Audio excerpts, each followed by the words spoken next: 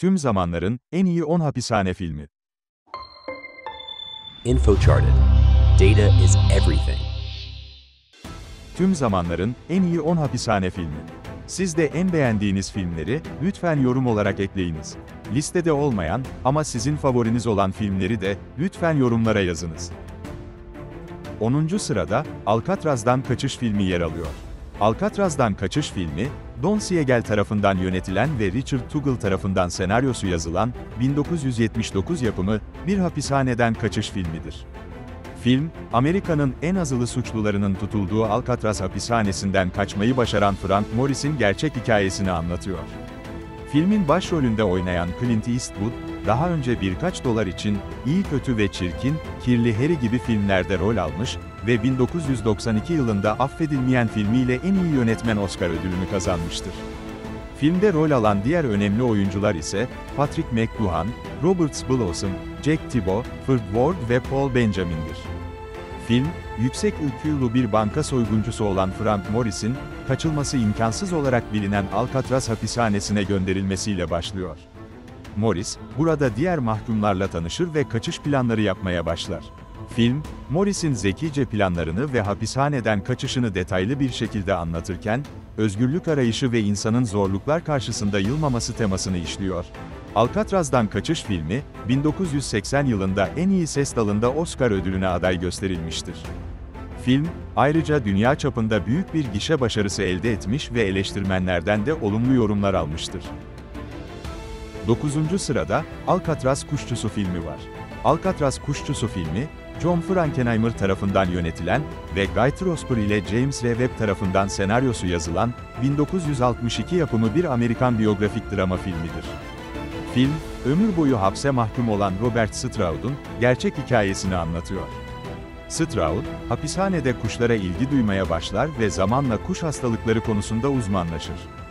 Filmin başrolünde yer alan Burt Lancaster, İhtiras Kulesi, 7 Samuray, Zafer Kokusu gibi filmlerde rol almıştır. Toplam 4 kez Oscar ödülüne aday gösterilmiş ve İhtiras Kulesi filmiyle en iyi erkek oyuncu ödülünü kazanmıştır. Filmde rol alan diğer önemli oyuncular ise Karl Malden, Delma Ritter, Edmund O'Brien ve Talia Savalas'tır. Alcatraz Kuşçusu filmi, Robert Stroud'un genç yaşta işlediği bir cinayet sonucu hapse girmesiyle başlıyor.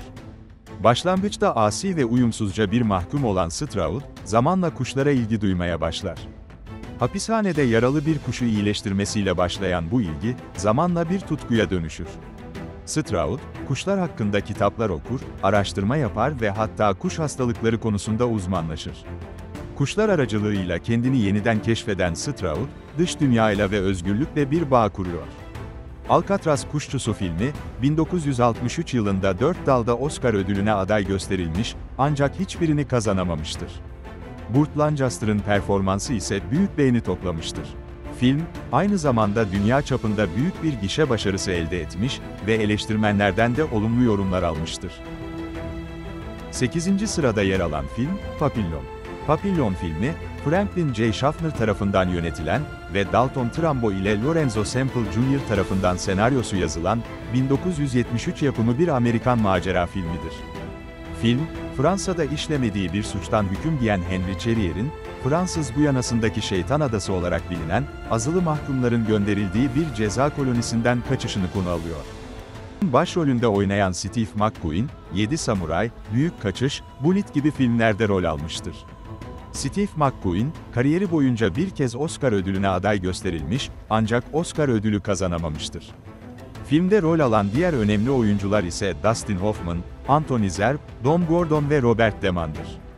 Papillon filmi, Henry Cherrier'in işlemediği bir cinayetten suçlu bulunarak ömür boyu hapis cezasına çarptırılmasıyla başlıyor. Fransa'nın kötü şöhretli Şeytan Adası'ndaki ceza kolonisinde hapsedilen Henry, buradan kaçmaya kararlıdır. Burada tanıştığı Louis Degas ile bir ortaklık kurar. Degas, zenginliği sayesinde cezaevinde nispeten rahat bir hayat sürdürmektedir. Henry ise onun parasını kullanarak kaçmayı planlar. Film, Henry'nin kaçış planlarını, cezaevindeki zorluklarla mücadelesini ve Degas ile olan ilişkisini anlatıyor. Papillon, özgürlük arayışı, dostluk, azim ve insanın zorluklar karşısında yılmaması gibi temaları işliyor ve aynı zamanda dostluğun ve dayanışmanın önemini vurguluyor. Papillon filmi, 1974 yılında en iyi müzik dalında Oscar ödülüne aday gösterilmiştir.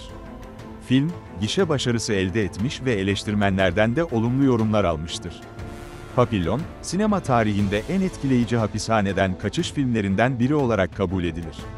Lütfen bu videoyu beğenin, bu kanala abone olun ve zil düğmesine basın. 7. sırada, Babam için filmi yer alıyor. Babam için filmi, Jim Sheridan tarafından yönetilen ve Terry George ile Jim Sheridan tarafından senaryosu yazılan, 1993 yapımı bir İrlanda-İngiliz drama filmidir. Film, 1970'lerde Kuzey İrlanda'daki çatışmalar sırasında, işlemedikleri bir suçtan hapse atılan Gary Conlon ve babası Giuseppe Conlon'un gerçek hikayesini anlatıyor. Filmin başrolünde oynayan Daniel Day-Lewis, Sol Ayağım, Son Mohikan, New York Çeteleri gibi filmlerde rol almıştır. Day-Lewis toplam 6 kez Oscar ödülüne aday gösterilmiş ve 3 defa en iyi erkek oyuncu ödülünü kazanmıştır. Filmde rol alan diğer önemli oyuncular ise Pete Postlethwaite, Emma Thompson, John Lynch ve Mark Shepard'tır. Babam için filmi, Gary Conlon'un, İrlanda Cumhuriyet Ordusu tarafından gerçekleştirilen bir bombalama olayına karışmasıyla başlıyor.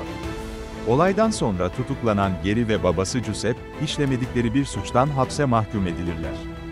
Film, Gary'nin hapishanedeki mücadelesini, babasıyla olan ilişkisini ve adaleti arayışını konu alır. Film, adalet, aile, masumiyet ve insanın zorluklar karşısında yılmaması gibi temaları işliyor. Gary'nin masumiyetini kanıtlama çabası ve babasıyla olan ilişkisi, filmin duygusal derinliğini artırıyor. Film aynı zamanda, Kuzey İrlanda'daki siyasi çatışmaların ve adaletsizliklerin etkilerini de gözler önüne seriyor. Babam için filmi, 1994 yılında 7 dalda Oscar ödülüne aday gösterilmiş, ancak hiçbirini kazanamamıştır. Film, eleştirmenlerden olumlu yorumlar almış ve izleyiciler tarafından da beğenilmiştir. 6. sıradaki film, Büyük Kaçış. Büyük Kaçış filmi, John Sturges tarafından yönetilen ve James Clavell ile W.R. Burnett tarafından senaryosu yazılan, 1963 yapımı bir Amerikan epik savaş filmidir. Film, İkinci Dünya Savaşı sırasında, Alman bir esir kampından toplu kaçışı konu alıyor. Filmin başrolünde oynayan Steve McQueen, 7 Samuray, Papillon, Bullitt gibi filmlerde rol almıştır. Steve McQueen, kariyeri boyunca bir kez Oscar ödülüne aday gösterilmiş, ancak ödülü kazanamamıştır. Filmde rol alan diğer önemli oyuncular ise Richard Attenborough, Donald Pleasence, David McCallum, Charles Bronson ve James Garner'dır. Büyük Kaçış filmi, İkinci Dünya Savaşı sırasında, Alman bir esir kampında tutulan müttefik savaş esirlerinin, Albay von Luger'in tüm çabalarına rağmen, büyük bir tünel kazarak toplu bir kaçış planlamasını ve bu planı hayata geçirmelerini konu alıyor. Film, kaçış hazırlıklarını, tünel kazımını, kaçış anını ve sonrasını detaylı bir şekilde anlatıyor. Film, özgürlük arayışı, azim, cesaret ve dayanışma gibi temalarını işliyor. Esirlerin kaçma azmi ve kararlılığı, insanın içindeki özgürlük arzusunu ve umudunu temsil eder. Film aynı zamanda, savaşın acımasızlığını ve insanın hayatta kalma mücadelesini de gözler önüne seriyor. Büyük Kaçış filmi, 1964 yılında en iyi kurgu dalında Oscar ödülüne aday gösterilmiş, ancak ödülü kazanamamıştır. Film, gişe başarısı elde etmiş ve eleştirmenlerden de olumlu yorumlar almıştır. Büyük Kaçış, sinema tarihinde en etkileyici savaş ve kaçış filmlerinden biri olarak kabul edilir. 5. sırada, Yeraltı Peygamberi filmi yer alıyor. Yeraltı Peygamberi filmi, Jacques Audiard tarafından yönetilen ve Jacques Audiard, Thomas Bidegain, Abdul-Rauf Dafri ve Olivier Gors tarafından senaryosu yazılan, 2009 yapımı bir Fransız-İtalyan suç filmidir. Film, Fransa'da bir hapishanede hayatta kalmaya çalışan Arap kökenli genç bir adamın hikayesini anlatıyor. Filmin başrolünde oynayan Tahar Rahim, 1981 doğumlu, Cezayir asıllı bir Fransız aktördür. Filmde rol alan diğer önemli oyuncular ise, Niels Aristrup, Reda Kateb, Jean-Philippe Rixi ve Adel Benherif'tir. Yeraltı Peygamberi filmi, Malik El-Dicebena'nın hapse girmesiyle başlıyor. Hapishanede hayatta kalmak için çeşitli zorluklarla mücadele etmek zorunda kalan Malik, zamanla güçlenir ve yükselir. Film, Malik'in hapishanedeki yaşamını, diğer mahkumlarla olan ilişkilerini ve suç dünyasına girişini konu alıyor. Film, suç, şiddet, güç, kimlik ve insanın değişimi gibi temaları işliyor. Malik'in hapishanedeki deneyimleri ve dönüşümü, filmin temelini oluşturuyor. Film aynı zamanda, Fransız toplumundaki ırkçılık ve ayrımcılık sorunlarına da değiniyor. Yeraltı Peygamberi filmi, 2009 Cannes Film Festivali'nde jüri büyük ödülünü kazanmıştır. Ayrıca, 2010 yılında en iyi yabancı film dalında Oscar ödülüne aday gösterilmiş, ancak ödülü kazanamamıştır. Film, eleştirmenlerden olumlu yorumlar almış ve izleyiciler tarafından da beğenilmiştir. 4. sırada, Parmaklıklar Ardında filmi var.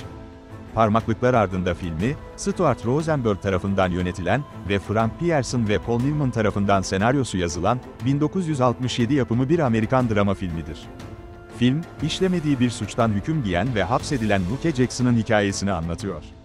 Filmin başrolünde oynayan Paul Newman, Gazap Üzümleri, Kızgın Tuğla Üzerinde Kedi, Butch Cassidy ve Sundance Kid gibi filmlerde rol almıştır. Paul Newman, 10 kez Oscar ödülüne aday gösterilmiş ve Paranın Rengi filmiyle en iyi erkek oyuncu ödülünü kazanmıştır. Filmde rol alan diğer önemli oyuncular ise George Kennedy, Strother Martin, Joe Van Fleet, Dennis Hopper ve Harry Dean Stanton'dır. Parmaklıklar Ardında filmi, Luke Jackson'ın sarhoş bir şekilde kamu malına zarar vermekten tutuklanması ve ardından Florida'daki bir çalışma kampına gönderilmesiyle başlıyor. Burada, diğer mahkumlarla ve gardiyanlarla olan ilişkileri, otoriteye karşı duruşu ve özgürlük arayışı anlatılıyor. Luke, isyankar ruhu ve cesaretiyle diğer mahkumların saygısını kazanır. Film, otoriteye karşı duruş, özgürlük arayışı, umut, azim ve insanın zorluklar karşısında yılmaması gibi temalarını işliyor. Luke'un karakteri, insanın içindeki isyan duygusunu ve özgürlük arzusunu temsil ediyor. Film aynı zamanda, Amerikan toplumundaki baskıcı ve otoriter yapıya da eleştirel bir bakış sunuyor.